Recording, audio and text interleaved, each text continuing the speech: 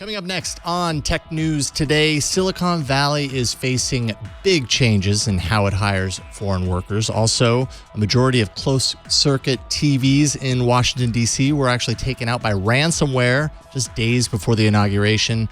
Dropbox is focusing on the enterprise with its more broad rollout of paper. Becky Worley shares tips on how to maneuver the politically charged social media.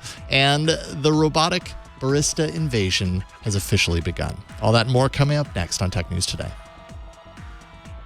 Hi, this is Leo Laporte, and once again, time for Twit's audience survey. We'd really like to hear from you.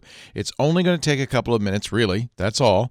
Just go to twit.tv/survey and let us know what you think. Your anonymous feedback will help us make Twit even better. And thanks for your continued support. This is Twit.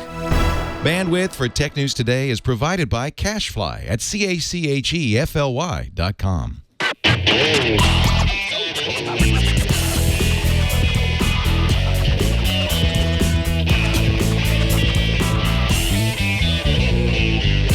This is Tech News Today, episode 1694, recorded Monday, January 30th, 2017. This episode of Tech News Today is brought to you by Epson's new EcoTank printers. With Epson's new line of SuperTank all-in-one printers, you can print thousands of documents without running out of ink. EcoTank is loaded and ready to print when you are.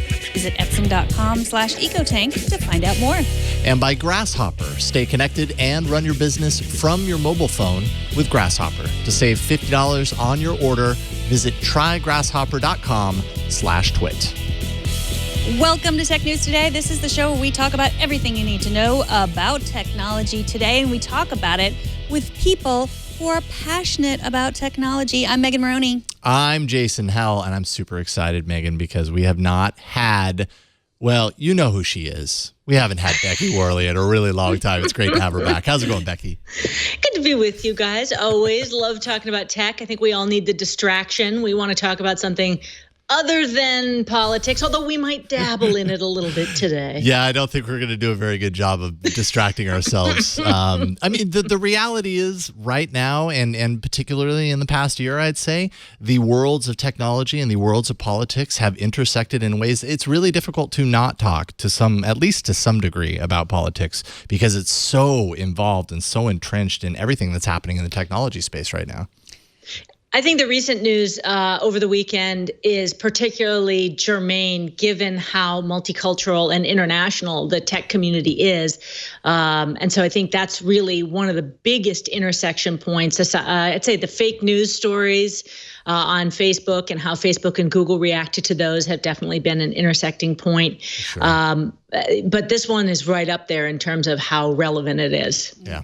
Well, let's get started. Last week, we talked about how Sheryl Sandberg and Mark Zuckerberg were the only tech executives to speak out against Donald Trump's new policies. But what a difference a weekend makes. After Trump's travel ban went into effect on Friday evening, representatives from Google, Apple, Microsoft, HP, Tesla, and others spoke up in opposition of the executive order. Sergey Brin from Google was also seen protesting at the San Francisco airport. Amazon CEO Jeff Bezos pledged legal action against Trump's travel ban. So on Friday, I had made a point that it wasn't a surprise that Zuckerberg and Sandberg had both posted their beliefs and feelings about politics on Facebook because that was their forum. But I said, what's Sergey Brin going to do? Post it on Google Plus? But I think he surprised a lot of us and really stood up. Becky, what are your thoughts on what happened this weekend with tech executives? Well, I think the Sergey Brin case is really interesting because he, as a private individual, participated in a protest at the San Francisco airport. And that really asks the question, is this Google making a statement? Is this Sergey Brin making a statement? Can there be two different things when you are a co-founder of a huge, massive international company? I don't know. Yeah, I think... Man, it's so complicated because as everything was happening over the weekend and I was thinking about kind of our discussion on Friday, I kept kind of going back to my thought, which is, at the end of the day, it's all about the bottom line. I started to kind of regret that I had said that because this is such a human issue. I mean, yes, it affects their bottom line, and potentially even further. You know, Bloomberg is reporting about a draft copy about a new proposal that would make H-1B visas that tech companies rely on, make those even more, complicated, essentially kind of rewording that to the point to where technology companies would, they kind of have their hands forced in hiring within the U.S. and hiring American workers over international workers, which, as we know, the way that they've hired and the way that they've really built up a lot of their companies heavily involves bringing in not just, the best minds locally, but the best minds everywhere. And what they rely on is that H-1B visa. So, but I mean, aside from that, so that's the business angle of it. But I kind of started to kind of regret that I made that point on Friday, because there is a very human component to this, with Sergey Brin arriving at the protests, making a very visible statement that he too, has a history as an immigrant and controls this mega corporation, yet is still able to kind of walk out and be part of the process, of the protest process, all in essence, yes, helping the company because of the various Google employees that are trapped around the world that can't get back in, but also just kind of making a statement about humanity. And so, I kind of felt a little bad over the weekend about saying that. But I think the point is still true, but I think it's kind of equally both sides. And this is one example of that. Well, I'm interested. Go ahead. Go ahead, Megan. No, I want to hear what you say. I'm interested in this hire American first idea, which we've heard about, because whenever we talk about diversity, people who are against that, often what we hear is, why don't you just hire the best person for the job? Why don't you hire the best person for the job? And I think, well, Apple was started by the son of an immigrant, and, Google was started by immigrants. So who's the best person for the job? That's what I want to hear. Those same people who say, why do you have all these programs to hire more women, more people of color? Why, when we really just want to have the best employee? So why would we then say, yes, just hire American first? Why don't we hire the best person for the job? I'm trying to think of this like I were an economist, almost like a Freakonomics question. What are the unintended consequences of some of these ideas, policies, and actions? One of which is a diaspora of all of those great minds that we've brought and consolidated into the United States. And then perhaps those visas are rescinded, and maybe we don't bring some of them in and they stay in their home countries. What would the unintended consequences be of sending all those people back to their own countries? It would be a diaspora not only of the people, but of the ideas. And they're going to continue to have the work ethic and interest, and therefore they'll organize in their own home countries and move forward there. Unintended consequence that may not put America first. Yeah, potentially. I think kind of bringing it back into the technology companies themselves, Alphabet, as far as stock performance, in light of all this, Alphabet dropped 2.6%, Intel dropped 1.4%, Facebook 1.2%, so Apple 0.6%. They don't seem like big numbers, but when you consider the market capitalization of these companies, that's a lot of money that's shifting hands.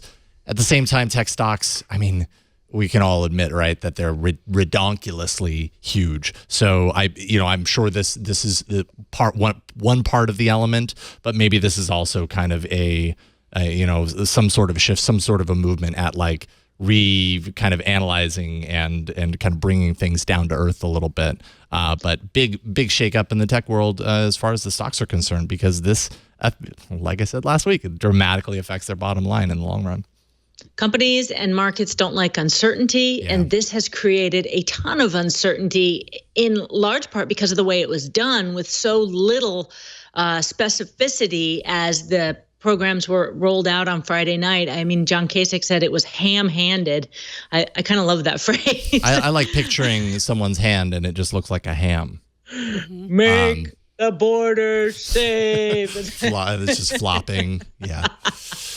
But I think that the implementation has really created a level of chaos that is difficult for companies, difficult for markets, and difficult for them to predict how it will play out over time. Certainly with these executive orders, we're seeing lots of legal actions. And so even though it's sort of we see one thing happening. We even over the weekend with the ACLU suit putting a stay on some of the immigration orders that were put in place. It's just going to change so fast that I can't imagine that the markets will stay at this historic high. They're due a correction anyways, and this level of uncertainty and the executive orders that are coming down at a pace like we've never seen before have got to have people a little bit skittish. I was in the makeup room at GMA on Wednesday, and I was sitting next to Martha Raddatz, who covers so many different things within. Basically, she covers defense and politics at an international level for ABC, and we were talking about the fact that there are no subtle stories anymore. No. That day's stories, 7 of them could have been front page stories or lead stories that we discussed for a week, but there were 7 rolling out on one day. The pace of these executive orders is absolutely frantic. Yeah, it's pretty insane. You phrase it that way, and it's so very true. Like there is no like second layer story. It's all front page stories. It's just one of them has to go first. There you go. This is the one that we chose to go first. One of the questions that I have kind of as we go along is how all this stuff has the potential to kind of shake up brand affinity and usership of all these services. So then this story is a prime example of that. Swept up in all of the noise this weekend was Uber. An immigration protest at JFK International Airport was taking place. The New York Taxi Workers Alliance issued a call to stop pickups from the airport. Now, while Uber was actually part of that call, Uber had tweeted that it would turn off surge pricing to and from the airport.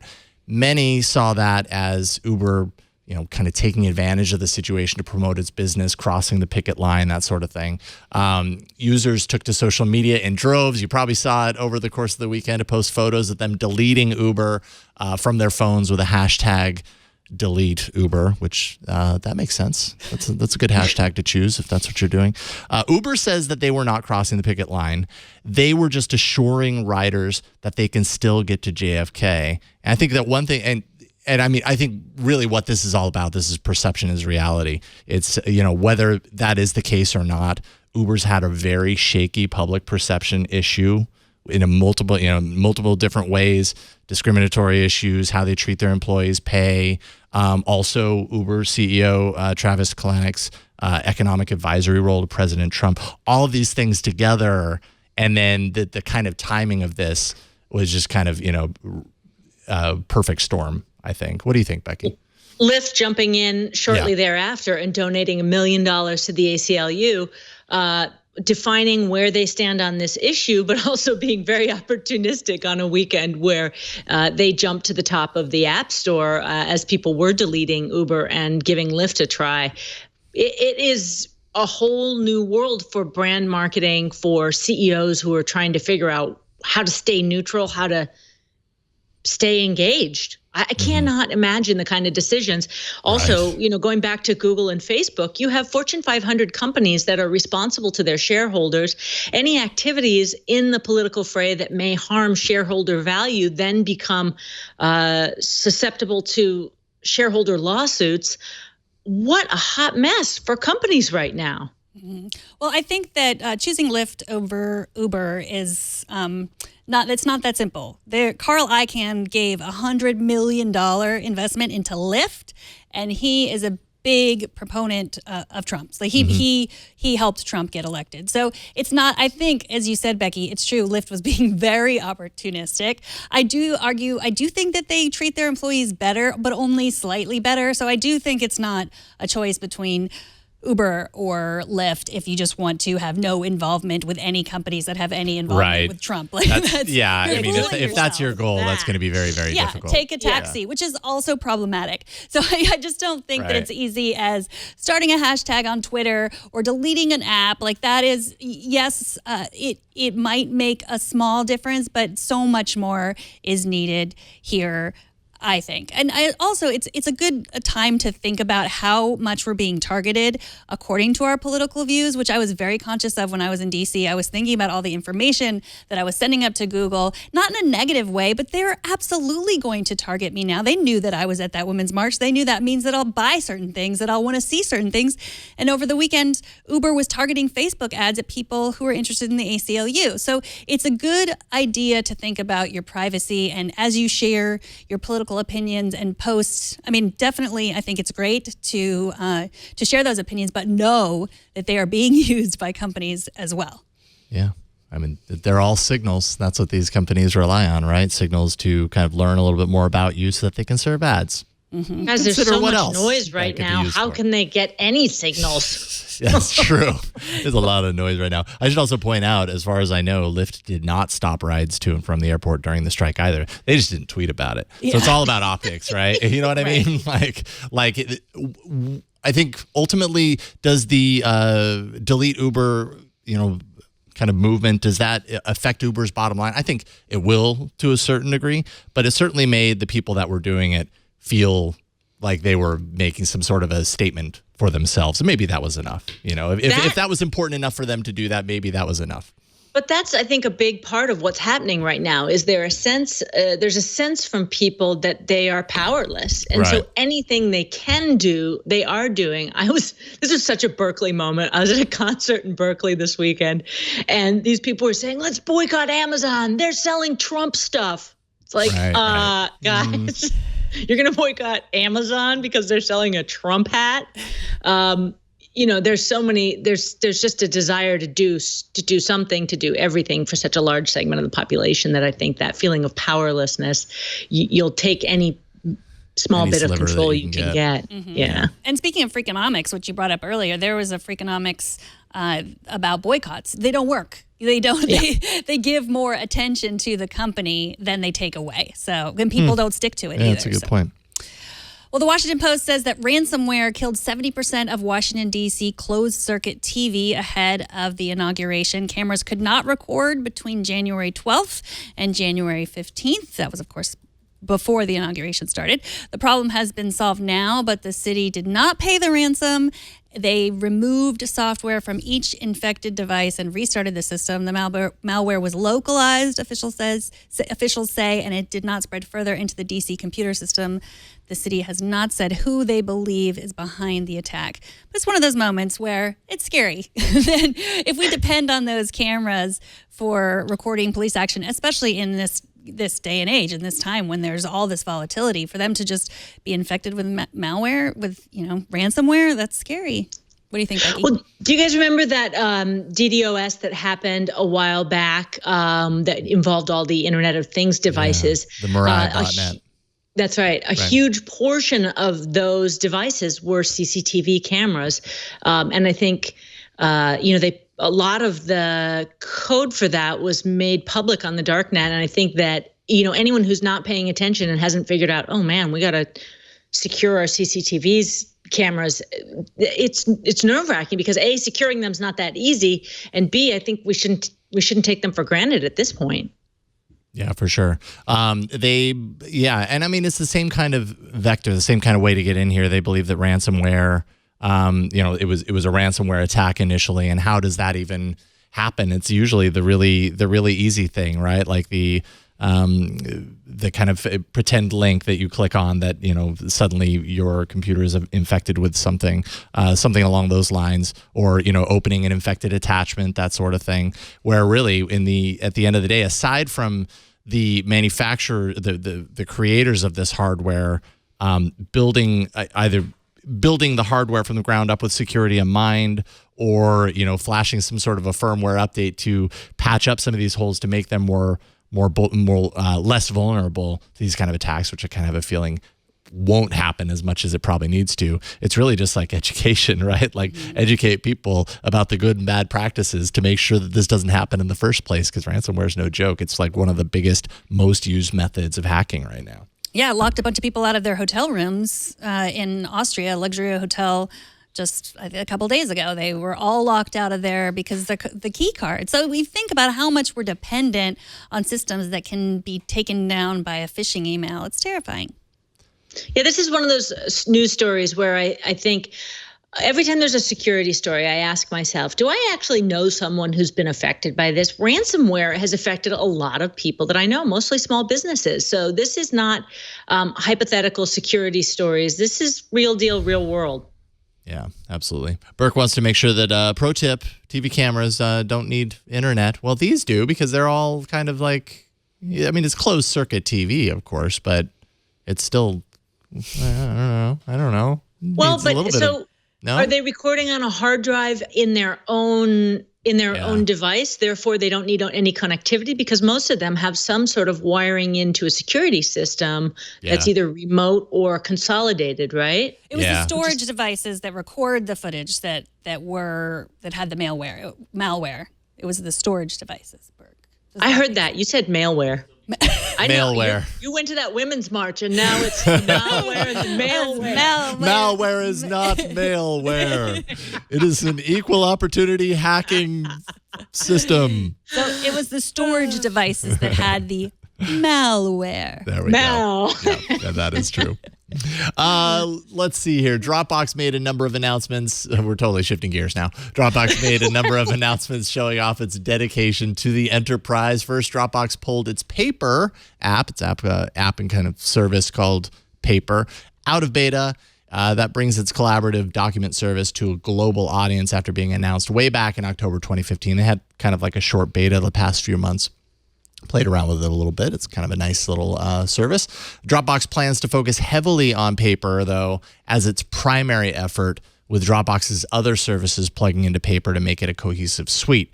Now, part of the revised app is also a feature called Smart Sync, which gives users direct access to their cloud-stored files within the desktop environment automatically. But that's only for business and enterprise subscribers. And you could kind of do this already. There was like a Dropbox app that you could have running in the background to sync files to and from. But this is a little different. This is actually like, take big files, for example. Big files are just up in the cloud. You don't want them taking up space on your drive. This allows you to get to those through your OS as if it was on your drive. And then when you go to open it, it brings it down, you open it, and then when you're all done making edits or whatever, sends it back up and it's off your drive again. So kind of why nice would you do feature. this instead of using Google Docs or Apple's iCloud or Microsoft, just so that you don't have to use one of the big three? I think that's the big question, right? Like that's the point that I've kind of thought of in reading through this. Box also has its own kind of suite that they're working on, but they're obviously all trying to get into the same game that Google Docs is, and the other one that you mentioned, which is totally obvious and suddenly just blanked. iCloud and Microsoft. There we go. Microsoft Suite and iCloud.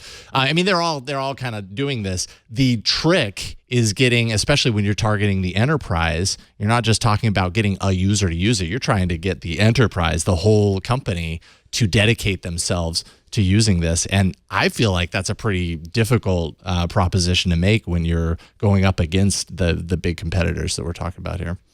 Well, I think they're saying that they're going to unify everything. They're the ones saying, like, this is going to work backwards with your Mac documents and forwards, with your Windows documents. It's going to work with Google Docs. It's going to make everything easy. I mean, you can use Google Docs on a Mac or an iPad. It's not beautiful and wonderful. So I didn't have a lot of time to download Paper, but I was trying to download it on the phone. And I mean, if it makes things easier, I'm excited. I want Dropbox to just stop reminding me that my storage is full, because I know it's full and I can't get You need rid to get of more that storage, then they'll stop reminding you that it's full. But I have to pay for it. They're the only ones making me pay for it, or sell out my friends, to get more, and convince other people. Yeah. I mean, Google, I feel like I'll never run out of storage. Right. I mean, I pay for iCloud storage. It's true.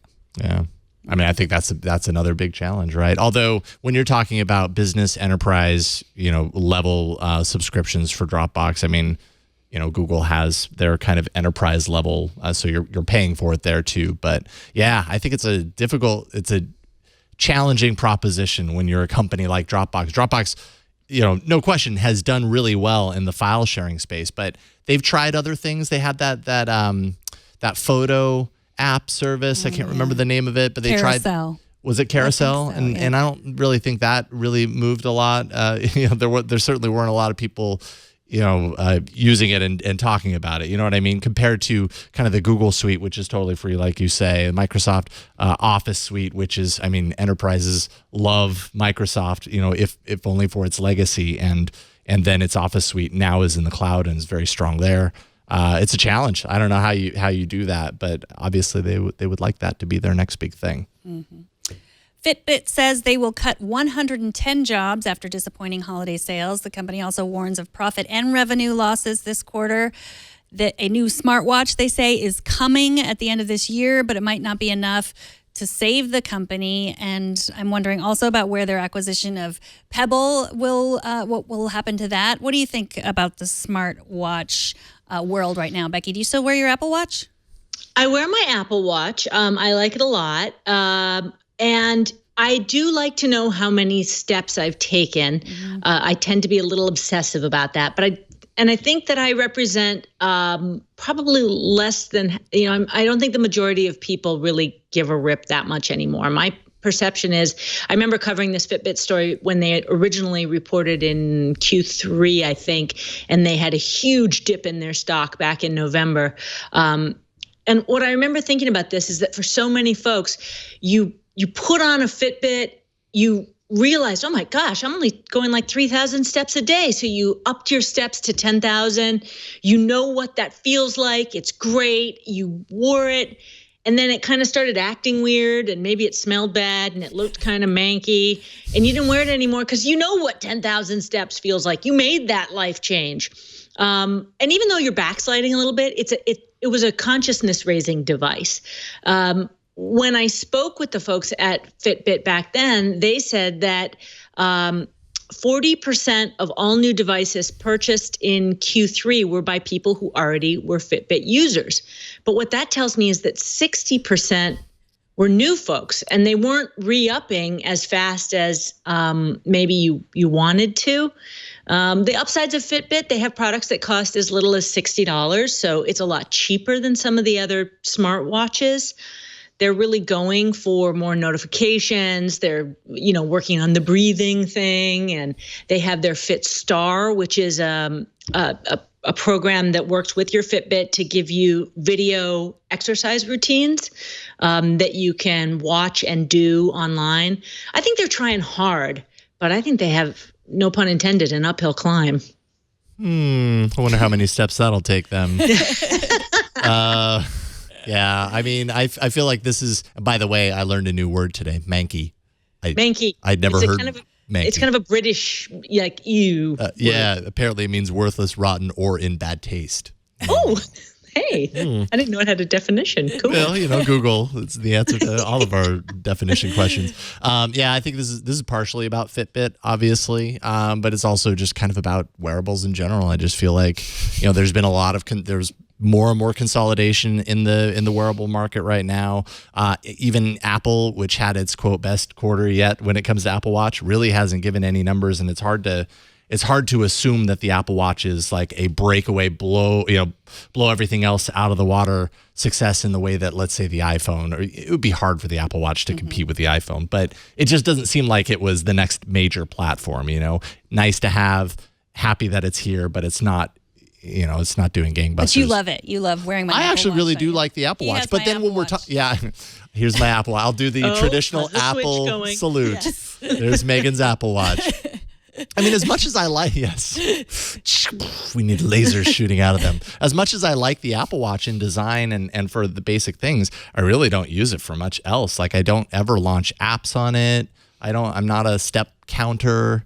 So, I mean, if it really came around to it and, I handed this back and I said, well, I've got to get myself an Apple Watch now, would I pay the money for it? I still, as much as I like it as, for what it is, I still don't know that I would. There's the glaring fact that I also am on Android and it wouldn't work with my phone. So there's that too. One other point about this is I perceive the Fitbit as a single-use device. The smartwatches, the things that I find really functional for me are the timers and the alarms. in addition to step counting. So there's a little bit more multi-use. Notifications are kind of helpful, but not really. Except I like it when it tells me my phone's ringing because I tend to never hear my phone. Right. But just going back to single-use devices, I don't have to tell you guys, point-and-shoot cameras, standalone GPS devices, Game Boys, flip cams, we don't have those anymore. Yeah. Oh, flip cams. I remember those. Cams.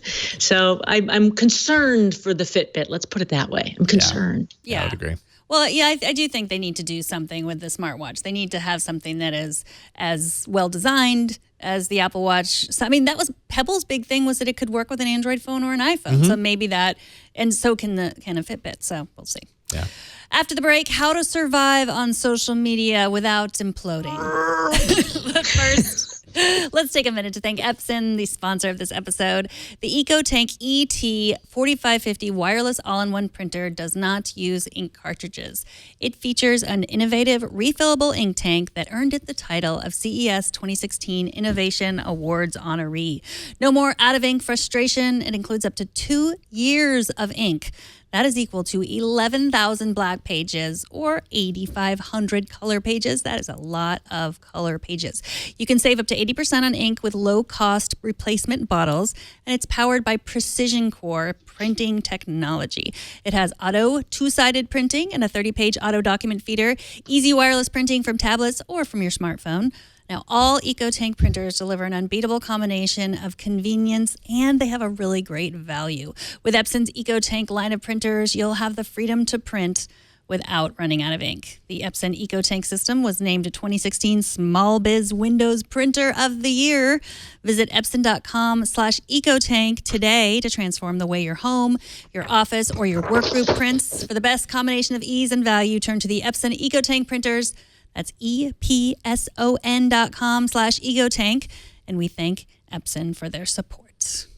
So, social media. Oh, yeah. It's taken on a new role of importance in our technological lives. I would think we would all agree.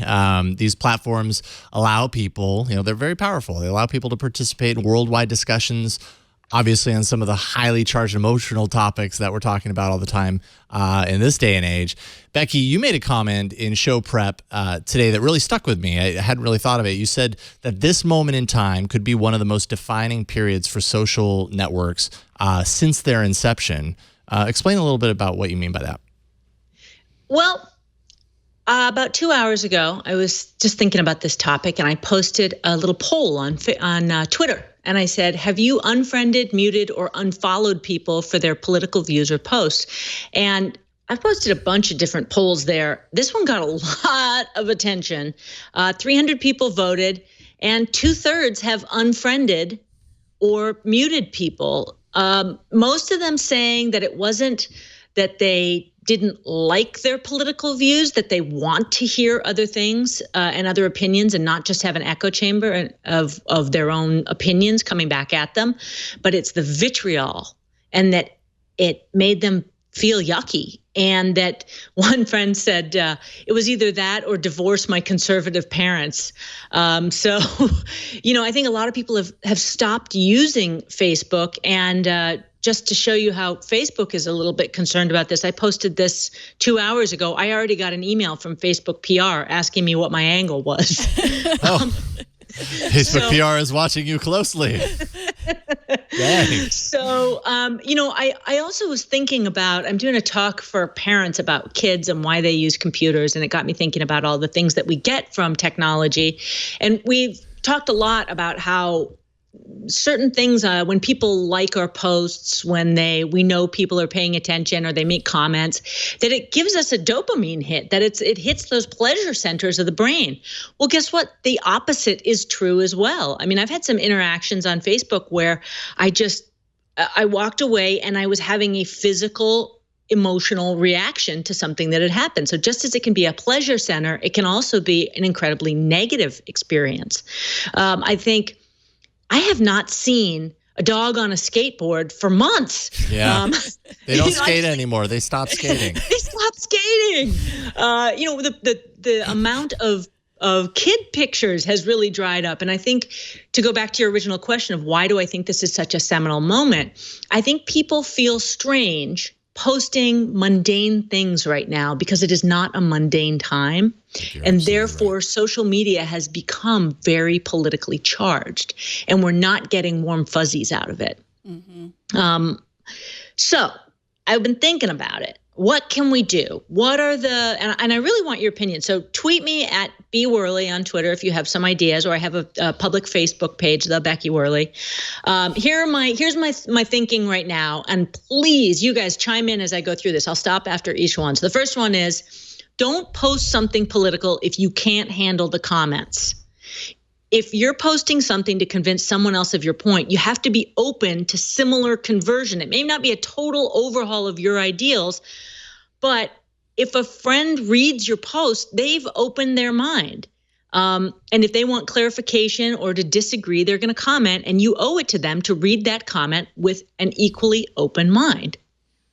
I think that is a really good point, and I agree with that. I mean, I was talking to somebody about just people that disagree with some of the things I've said on Twitter, and that person said, "Oh, do you hate having like people be involved in what you're saying like that?" And I said, "No, I love it. Like I do not want to be in this West Coast bubble. Like that is not where I want to live, and I want to hear other people's opinions. I welcome them, and I really like that kind of discussion." And I mean, you brought up kids earlier, and I think that is, I'd like to talk a little bit more about that too, because I think that kids are on social media too. I mean, maybe not yours, because I know they're not allowed to use computers, Becky, which I applaud. But mine, however, are on social media, and it's rough out there for them and they're just. A lot of kids are not ready for that kind of feedback that they get in expressing their opinions. I'll use the example of, lots and lots of kids were posting pictures of themselves at various marches, various women's marches. And I know I've talked to a lot of girls, my daughter's friends and my friends' daughters, who said that these girls were getting a lot of negative feedback from boys about their pictures, saying like, "Why are you marching? What's that? That's dumb and that's stupid." And to me, it was their feedback was very similar to how like girls and boys just pinch each other. Like they're young and they're trying to figure out who they are and what they believe, and they really doing it on Snapchat or on Instagram in comments is really difficult, and it can be really misunderstood. So a mom might see like that a boy said like, "Why did you march? I don't get it. That's stupid." They might see that as cyberbullying, but what I see it is that just kids trying to figure out just the way that, as if they were on a playground. And I think that I do think that we need to prepare our kids for that kind of feedback and how to deal with it and what it means and what it doesn't mean. Yeah, there are a lot it feels like a blunt stick sometimes. Those comments can really, and I can only imagine with kids, because they just it's just so harsh to them in that moment. So I mean, that's a tough one with kids, man. All right, I'm going to go back to my treatise here. If you make a comment about something posted, make sure you actually read the thing that was posted or you watch it all the way through. Amazing how much commentary back and forth goes to the person not actually reading the thing. This is an interesting one I want your take on.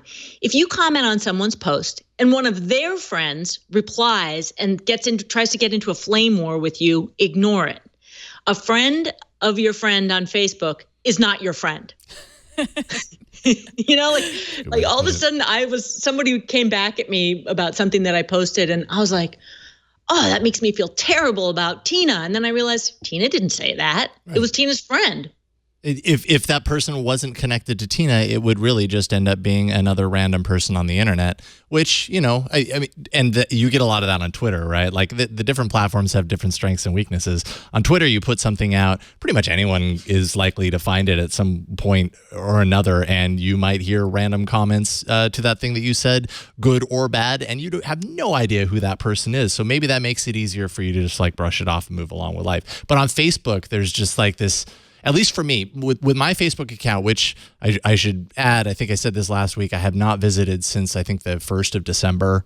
I kind of stepped away from Facebook. I don't know if or when I'm going back at this point, but I'm not on there right now. But at that point, mine was more of a personal Facebook account. It wasn't opened up to everyone. It wasn't like a public, I'm on Twit, hey, everybody follow me. I kept it personal because I wanted to kind of keep it close, keep it family, friends, and some acquaintances and whatever. And because that was the design of my Facebook, my intention, any sort of criticism that would come through on that, didn't see a whole lot of it, but if it happened, it made it that much more personal. Even if it was a person that I didn't know, it was connected to somebody else, it still felt like there was some extra layer of validity to it because of my intention of the Facebook post and it being through a connection of somebody else. It still kind of felt like it was personal, The more raw it gets, the more I actually want to be on Twitter because I don't take it personally. I feel like, there's a bunch of people that I don't know that well. So if they disagree with me, of course, but my friends, it hurts. Yeah. I think one thing that Denise Howell from This Week in Law has won Facebook for me this year because it was the best post I've ever seen. It was, I hope you guys have enjoyed all the comments I've written and then deleted. Oh, been there, done that. I know that feel. Yeah. Okay, here's another one. Use the tools Facebook provides for offensive or just messed up content. You can report fake news or misleading headlines. You can report truly offensive comments. And here's the thing. The other person never sees that you've reported the content.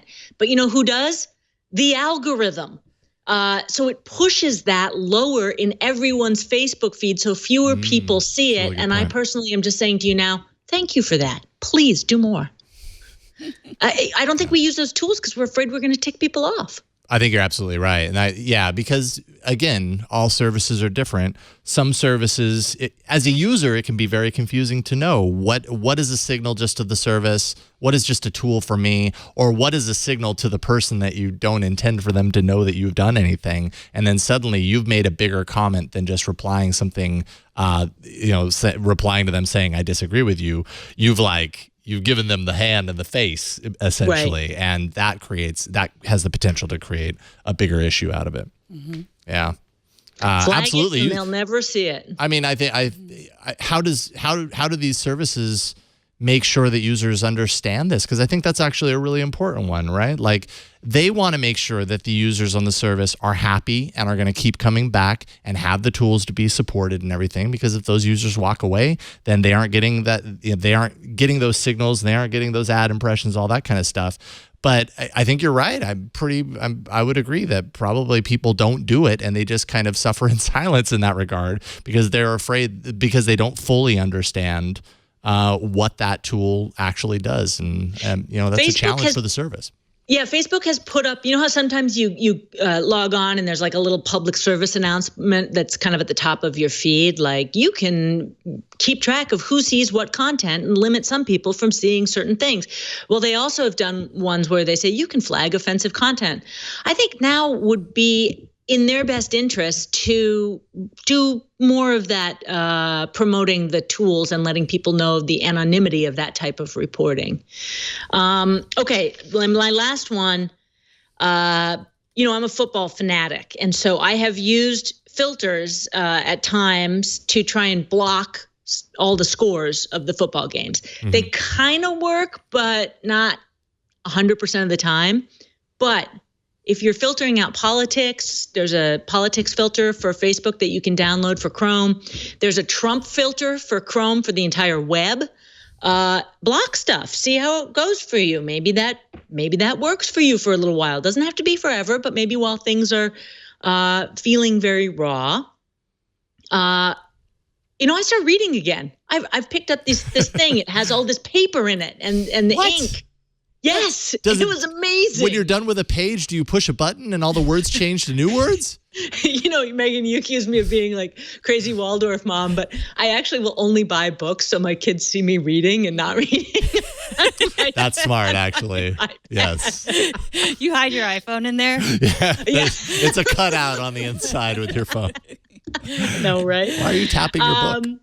I'm definitely using Instagram more. That's for sure. That's one thing. And then the other thing I would say is don't click through links to political stories in Facebook.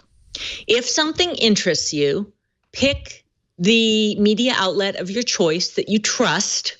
I'm going to say that again. The media outlet that you trust. whatever and it may go be. search it. Go through the front door of that media outlet and search the headline or the story and read it in the place where you trust the news. Not just for fake news, but because I think it really, in this time of uncertainty, helps to have a couple of media outlets whose certainty and voice you can hold as a static place and to go back there for consistency. The Pew report says that the Wall Street Journal has the most trust across all 5 of the political categories that they make, from extremely liberal, moderate, all the way to extremely conservative. That the Wall Street Journal is the only one that all 5 categories have trust in. The BBC, USA Today, ABC News, and strangely enough, Google News also have 4 out of 5 categories of people who trust them. I would take Google News out of there because I think they have some real AdSense problems, and they're working on it. I would take USA Today out because I don't like the depth. I think their stories could have more depth. Yeah, I would agree. But personally, I'm obviously going to advocate for my employer, ABC. I trust the process, and I've seen how the sausage is made, and I read the New York Times and the Wall Street Journal. I leave it to you to find the media organizations you trust, but go through the front door of the sites you trust and search there. Mm-hmm. I want to get back to the point you were making about nobody posting any fun pictures anymore. No more dogs skateboarding. And I was reading a piece over the weekend on Medium about just sort of how to manage this political time. And there was some really good advice in it. Basically, if you're outraged by what's going on right now, stay outraged. But that doesn't mean that you have to be enraged constantly.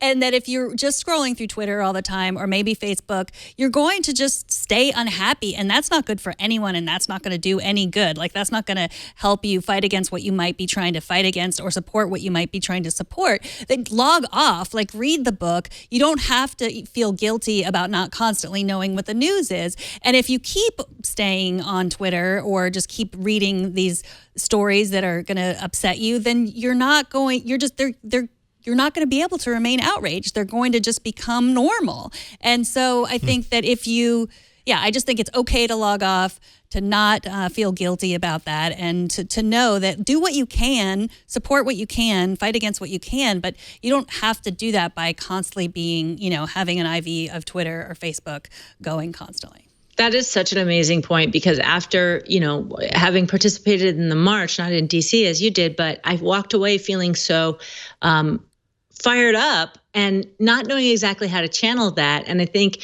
that advice to just pick the things that are important to you, no matter what side of the aisle you're on, pick the 1 or 2 things that are important to you and go work on it. That's all you can do. Mm-hmm. Well, so you're going to keep working on this. We're going to check out Be Whirly to stay updated on your advice on politics. And social media. Yeah, or you give me your advice. Trust me, I'm working it out as we go here too. Awesome. All right. Well, we got some feedback. Nick wrote in about the Chinese selfie app that we've been talking about. He's telling us how to pronounce it. It's pronounced May 2. So the MEI is pronounced May. That means pretty or beauty. And TU 2 means picture or pic. So May 2. May 2. May 2. May 2, please. It did make for a very beautiful picture of me. It did.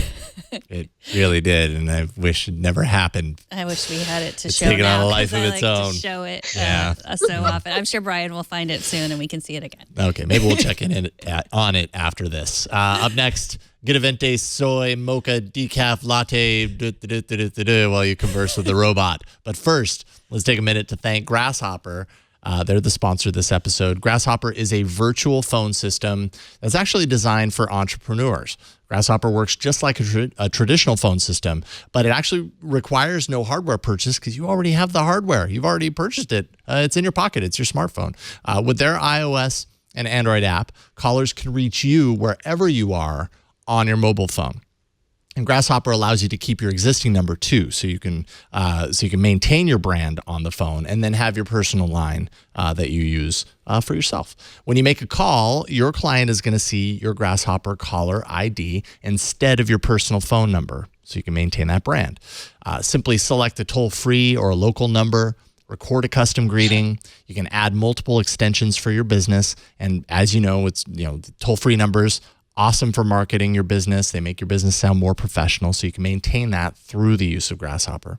Set up department and employee extensions with custom call forwarding to any phone in the world. So all of the phones become your business line.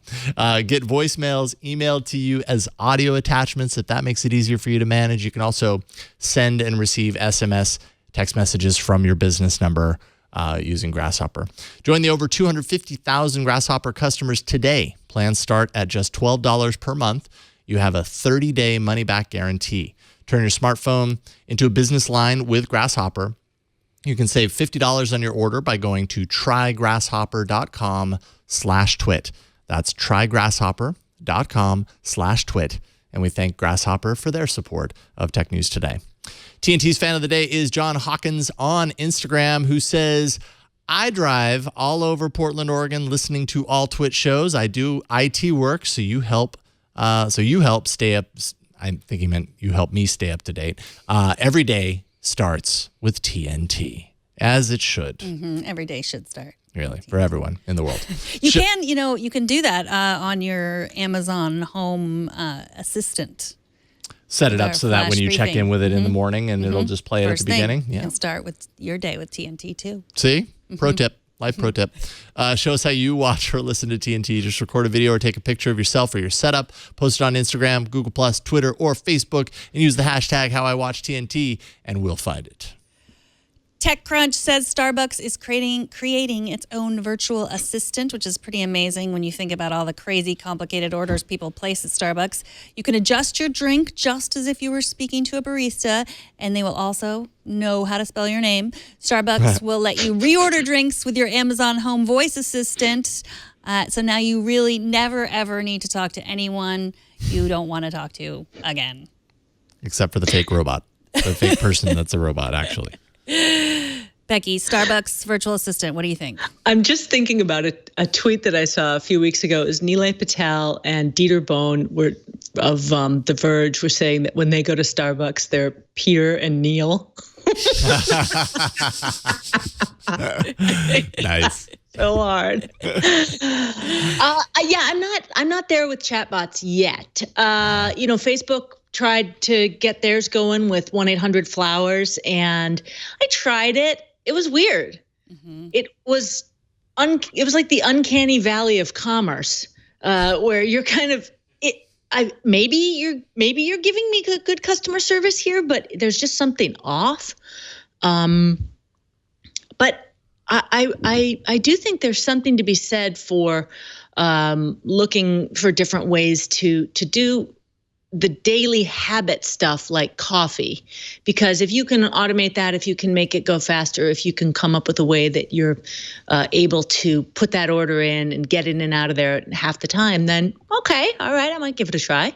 Yeah, I mean, maybe what we need, we're always talking about how smartphones need to innovate and they really need to come up with new useful features. Maybe what we need is a smartphone that can make you coffee.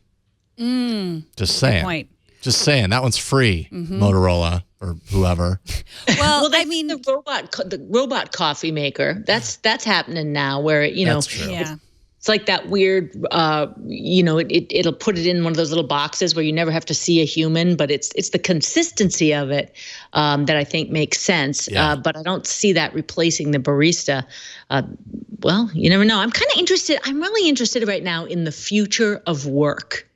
And, our robotics, our chatbot's going to replace cashiers. Our robot's going to replace baristas. This stuff is at this incredible pace of change right now, or at least the promise of it is. Whether it happens, I don't know. Yeah, I think, yes, they will. Robots will replace cashiers, and they will replace baristas. And then, those things you were talking about with the paper in them, like what jobs will the people have while they're writing those things? True. Well, they'll get the minimum income. You mean universal basic income? Yeah, that's right. Bro, they'll just get that. Think of all the great books that'll come out of that. Yes. Yes, I know. Well, we laugh, but the future of work is scary, and it has not. No one has a good solution for it. Yeah, it's true. Although I will say, what was it? Was it TechCrunch Disrupt? It was an event that I went to last year, and they had the big machine. Like there is already a robot that makes you coffee and everything, so that you can. Yeah, it was a huge arm, and it had this huge space, and it could grab the cup, and it made the coffee. It did it all, and it wasn't a person; it was a robot. What I find interesting in the whole messenger ordering thing, and obviously this is intentional on their part, but that they have it emulate the messaging experience to the point to where you put in your thing, and then you get the 3 dots. And then you get the next thing, as if like that computer actually needed those 5 seconds to come up with the answer. Yeah. So, and I'm sure that's just like a way to make humans feel more comfortable with the experience, because that's what we're used to seeing when we use a messenger thing. But I don't know, it just seems weird to me.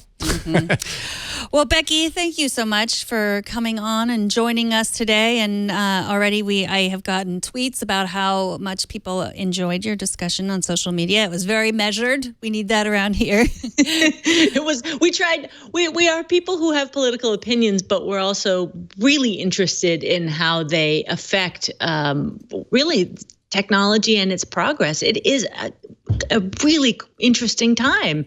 The Chinese proverb is happening for us, man. Well, where else can people find all your work and follow you online? I'm at B Worley on Twitter. I'm on Good Morning America pretty regular. You'll see me there tomorrow at 7:47. So tune in. I'll be there. That's Pacific time? 7:47 Pacific? All times. Oh, I think maybe Central. I think it might be 6:47. They do that weird thing where they run at different times. I don't know. It's in the first hour of the show. So I'll see you guys tomorrow morning, bright and early. It'll be really bright and early for me.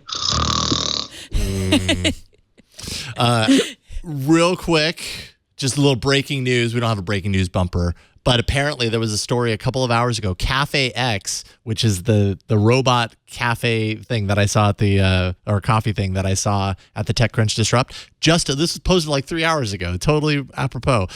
Just opened up in San Francisco. So there is a location that you can now go in San Francisco starting today where a robot will replace baristas. So there you go. The future's here, folks. Thanks to Scooter X in chat room for posting that link. I'm happy we got it in there. And thank you, Becky. Always a pleasure. Really love having you. Me too. Love talking to you guys. All right, we'll talk to you soon. Take care. TNT records live every Monday through Friday at 4 p.m. Pacific, 7 p.m. Eastern, midnight UTC at twit.tv/live. You can be part of the show by emailing us at tnt@twit.tv. You can leave us a short voicemail, 260-TNT-SHOW, and you can find us on Twitter. We're at Tech News Today TV. And please take our new audience survey. It should only take about 2 minutes to finish. The survey will help us get a general idea of who our audience is. That lets us provide better programming to you and helps us pick our advertisers that we think you'll be interested in. And we know you take your privacy seriously. We do too. We don't identify you in any way in the survey. Head over to twit.tv/survey now. I also got an email from a viewer who said they wanted to know when the survey results would be here. And I said, we don't even see them. It's really mostly for the advertising, but when it comes to our own content, we'll see a little bit of it. But if you have an opinion on what you want to hear, if you want to see more of something, hear less of something, we are always open. You can find us on Twitter. I'm at Megan Maroney. And I'm at Jason Howell. Thanks to our technical director, Brian Burnett. Thanks to Burke for helping out in the studio and occasionally scribbling on a piece of paper. It happened. This is a question from last time, which was where exactly? I don't remember. Oh, the coffee shop. Yeah. I don't know, Burke, but we'll have to go make a pilgrimage and check it out. Go there. You got to support the baristas so you support the great American novel. That's how it gets written when people have jobs pouring coffee. Until they're all replaced by robots. Thanks to Kevin for editing the show, and thanks to you for talking tech with us today. We'll see y'all tomorrow. Bye, everybody.